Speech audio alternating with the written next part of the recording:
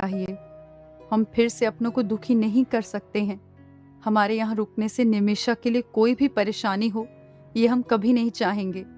हमारी वजह से उसकी खुशियों में कोई रुकावट हो, ये हम कभी नहीं चाहेंगे। हमें यहाँ से चले जाना चाहिए। और वो एक पेपर पर लिखते हुए, प्यारी निमिषा, आपने हमारी बहुत देखभाल की, उसके लिए हम हमेशा आपके आभारी रहेंगे। हमारी कोई छोटी बहन नहीं थी, किस्मत ने हमें आप जैसी इतनी प्यारी बहन दी, उसके लिए हम भगवान के बहुत शुक्रगुजार हैं। आपका प्यार हमें बहुत मिला, पर हमारी किस्मत में ये प्यार ज्यादा दिनों के लिए नहीं था शायद, इसलिए हमें यहाँ से जाना पड़ रहा है। हम चाहते तो थे कि आपसे आखिरी बार मिलकर जाएं, पर हम जानते हैं अगर हम आपसे मिलकर जाने की बात करते तो आप हमें नहीं जाने देती, इसलिए हम आपसे बिना मिले जा रहे हैं। हो सके तो हमारी इस गलती के लिए माफ कर दीजिएगा हमें। आपकी बड़ी बहन सुरैया। सुरैया ने लेटर लिखकर वहीं बिस्तर के पास रखे लैंप टेबल पर रखे ग्लास से लेटर को दबाकर रख दिया और कमरे की दीवारों का सहारा लेकर घर के मुख्य द्वार से निकल जाती है। सिया कहती है और सिया अपने कमरे में बैठकर सुबह हुई बातों को सोच रही होती है। उन्हें सुरैया का ख्याल आता है तो वो उसके कमरे में जाती हैं। वहां उन्हें सुरैया नजर नहीं आती है। वो फिर कमरे से बाहर निकल ही रही होती हैं कि टेबल पर पड़ा लेटर हवा से हिल रहा होता है। वो लेटर की ओर बढ़ जाती हैं और लेटर को उठाकर पढ़ती हैं। चेहरे पर कभी गुस्सा तो कभी चिंता के भाव आते हैं। ये इस हालत में कहाँ चली गई? व्हीलचेयर भी यहीं छोड़ गई है। सिया कमरे से बाहर आकर घर के दरवाजे पर आती है और उन्हें सुरैया कहीं नजर नहीं आती है। वो वॉचमैन से पूछती हैं तो वो उन्हें बताता है कि थोड़ी देर पहले ही वो ऑटो पकड़कर चली गई। वॉचमैन पर गुस्सा करते हुए सिया कहती हैं, आपने उन्हें रोका क्यों नहीं? उनकी हालत देखी नहीं थी क्या, जो उन्हें ऐसे ही जाने दिया? वॉचमैन कहता है, माफ कर दीजिए मेम साहब, मेरी थोड़ी आंख लग गई थी। जब खुली तो जाते हुए दिख रही थी वो, मैं रोक नहीं पाया।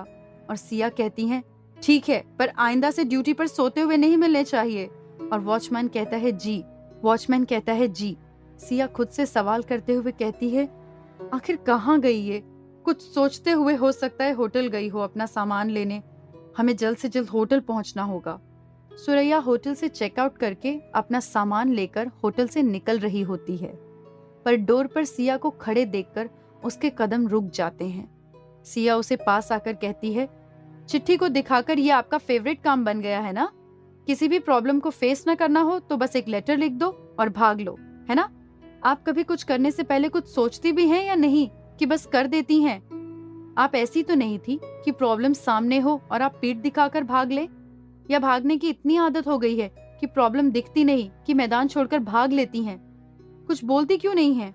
सुरैया रोते हुए कहती है, वो हम नहीं चाहते थे कि हमारी वजह से फिर किसी का दिल दुखे या हमारी वजह से निमिषा के लाइफ में कोई प्रॉब्लम हो, बस इसी के लिए हम जा रहे थे। सिया कहती हैं, आपको क्या लगता है आपके इस तरह से चले जाने से निम्मी को परेशानी नहीं होगी? आपको पता भी है आपके इस तरह से चले जाने से कितने सवाल निम्मी के मन में खड़े हो जाएंगे?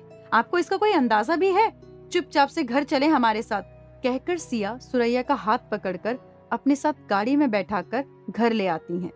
सिया और सुरैया को बाहर से आते हुए देखकर दिया कहती है, दीदी आप कहाँ से आ रही हैं? सिया रज्जो को आवाज लगाकर उसे सुरैया को उसके कमरे में छोड़ने का कहते हुए सुरैया से कहती है, आप अपने कमरे में जाकर आराम करें। और सुरैया सिर हिलाकर अपने कमरे में रज्जो के साथ चली जाती है। सिया रिया की ओर देखकर, इनका सामान होटल से लेने गए थे, आप निमी को फोन करके बता दीजिएगा इनका सामान आ गया है तो होटल जाने की जरूरत नहीं है। और वहां से अपने कमरे में चली जाती है। रात में निमिषा एक ट्रे में एक कप कॉफी और एक दूध का ग्लास लेकर सुरैया के कमरे में आती है। हे सुरैया दीदी, कैसे हो आप?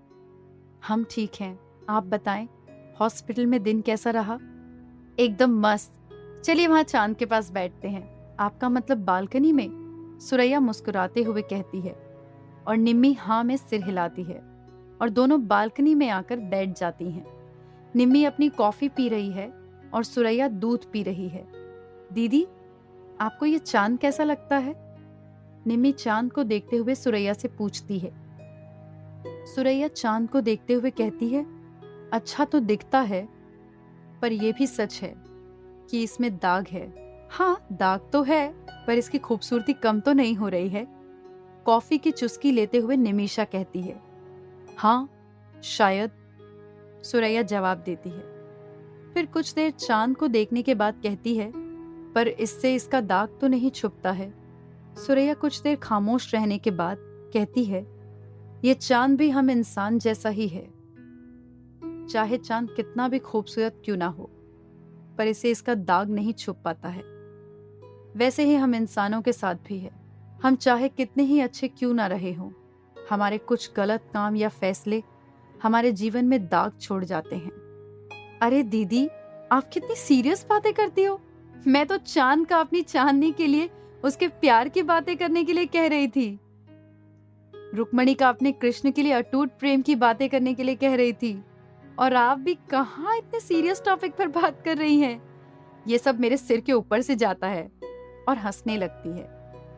फिर सुरैया कहती है, कृष्ण का नाम तो हमेशा राधा के साथ ही लिया जाता है ना, तो आप रुक्मणी की प्रेम कहानी की बात क्यों कर रही हैं?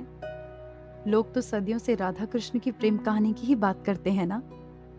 और निमिषा कहती है, हाँ, आप सही कह रही हैं दीदी, कि लोग आज तक सिर्फ राधा कृष्ण की प्रेम कहानी की ही बात करते हैं, पर उनके प्रेम में तो वियोग था। वो दोनों एक दूसरे से बहुत प्रेम करते थे, पर कभी मिले नहीं। इसलिए मुझे राधा कृष्ण की प्रेम कहानी नहीं समझ आती है। वैसे भी मुझे तो अपने मोहन की रुक्मणी बनना है, राधा नहीं। अच्छा ये बताइए, आपने कभी प्यार किया है या कभी किसी से हुआ है? सुरैया उसका सवाल सुनने के बाद खामोश हो जाती है। निमिषा उसका चेहरा देखती है तो उसे उतरा हुआ सा लगता है। मन में लगता है, मैंने कुछ ज्यादा ही पर्सनल सवाल कर लिया। सॉरी दीदी, अगर मैंने कुछ गलत पूछ लिया हो तो। नहीं, आपको सॉरी बोलने की जरूरत नहीं है। इस मामले में हमारी किस्मत खराब है। हमने जिससे प्यार किया वो सही इंसान नहीं था हमारे लिए, और हमसे जिसने प्यार किया हम उसके लिए सही इंसान नहीं बन पाए। और निमिषा कहती है, सॉरी, मैंने आपको आपका बीता हुआ कल याद दिलाकर दुखी कर दिया। सुरैया जवाब देती है, नहीं, आपको सॉरी बोलने की जरूरत नहीं है। तब तक निमिषा का फोन बजने लगता है। अरे, फोन मोहन जी का फिर से आ गया, वो भी वीडियो कॉल। बात कर लें, शायद आपको ज्यादा मिस कर रहे हैं। कहते हुए हल्का सा सुरैया मुस्कुरा देती है। मैं अभी बात करके आती हूँ। और ये कहकर निमिषा सुरैया से थोड़ा दूर जाकर बात करने लगती है। मोहन कहता है, हेलो, वो मैंने ये पूछने के लिए कॉल किया था कि तुम्हारे लिए यहाँ कलकत्ता से क्या लाऊं। निमिषा ये सुनकर बहुत खुश होती है और कहती है, आपका जो दिल करे ले आए, मुझे पसंद आ जाएगा। मोहन कहता है, नहीं, तुम मुझे बता दो क्या चाहिए, मेरी पसंद इतनी अच्छी नहीं है। तो निमिषा जवाब देती है, कोई बात नहीं, मुझे आपकी पसंद बहुत अच्छी लगेगी, आप ले आए जो भी आपका दिल करे। मोहन कहने लगता है, तुम बता दो, मैं वही ले आऊंगा। निमिषा फिर कुछ देर सोचने के बाद कहती है, आप वहाँ की बंगाली साड़ी ले आना। फिर मोहन कहता है, ठीक है, वैसे तुम्हारे पीछे कौन है, बड़ी माँ है क्या? है तो बात करा दो। निमिषा अपने पीछे देखती है तो उसे सुरैया उसकी ओर पीठ किए बैठी दिखती है, जिसके हवा से बाल उड़ रहे हैं, जिसे वो अपने हाथ से बार बार पीछे कर रही होती है। मोहन को पीछे से ही दिख रही होती है। और निमिषा कहती है, अच्छा अरे ये बड़ी माँ नहीं, बल्कि वही दीदी हैं जिन्होंने मुझे बचाया था। रुकिए, मैं आपकी भी बात कराती हूँ। मोहन को समझ नहीं आ रहा है कि हाँ कहे या ना। निमिषा फोन लेकर सुरैया की ओर बढ़ रही होती है। हेलो निमी, आवाज और चेहरा तुम्हारा क्लियर नहीं आ रहा है। तुम सुन रही हो ना? मैं अभी फोन रखता हूँ। निमी, तुम्हारा गिफ्ट मैं कल लेकर आऊंगा, बाय। और ये कहकर मोहन फोन काट देता है। अरे, फोन कट गया। सुरैया दीदी, मैं अभी आपकी मोहन से बात कराने वाली थी। कोई बात नहीं, कल तक तो आ जाएंगे, तब सामने से आपको मिलवाऊंगी, फिर आप बताना कैसे लगे। वैसे मेरे लिए आप लकी हैं, जब से आप आई हैं मेरे साथ सब अच्छा ही हो रहा है। मोहन के सुबह शाम फोन आने लगे हैं, वो मेरे लिए खुद गिफ्ट ला रहे हैं। आज तो मैं बहुत खुश हूँ। चलिए आप सो जाइए। और उसके गले लगकर गुड नाइट कहती है। सुरैया भी उसे गुड नाइट कहती है। उसके बाद निमिषा अपने रूम में चली जाती है।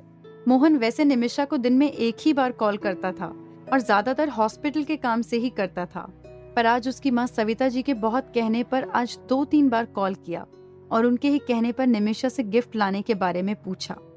सुरैया बिस्तर पर लेटी हुई है, पर उसके दिमाग में मोहन के कुछ देर पहले शब्द निमी मैं तुम्हारे लिए कल क्या गिफ्ट लाऊंगा बार बार यही आ रहे थे। ये हमें इतनी बेचैनी क्यों हो रही है और किस बात से? मोहन का निमी के लिए गिफ्ट लाना या जल्द ही उनसे हमारा सामना होगा, ये सोचकर हम बेचैन हो रहे हैं। ये सोचते हुए बार बार करवट बदल रही होती है। जिसे फ्रैक्चर वाले पैर में दर्द होने लगता है तो वो दर्द की दवा खा लेती है और जिसके बाद सुरैया को नींद आ जाती है। मोहन कलकत्ता से शाम को ही आ गया था और बड़ी